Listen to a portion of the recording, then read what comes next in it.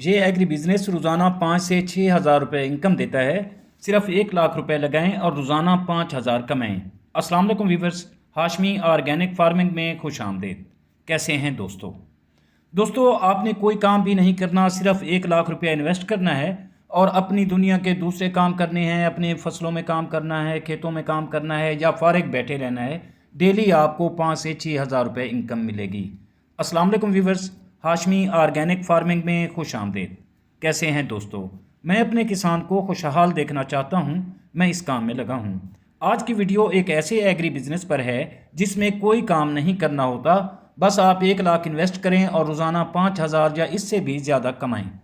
दोस्तों, मेरा किसान इस वक्त बोझल दिल के साथ परेशानियों में किसी मुनाफा बख्श फसल या मुनाफा बख्श काम की तलाश में है।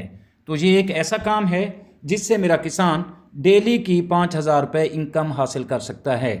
दोस्तों, यकीन जानें, जहां इंसान का हौसला ख़त्म होता है वहां से रहमत खुदाबंदी का नज़ूल शुरू होता है।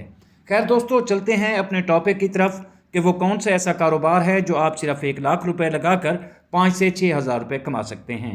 तो दोस्तों, आपने 1 लाख रुपए में लेना है बकरा, एक ब्रीडर बकरा जो खूबसूरत भी हो और सेहतमंद भी हो।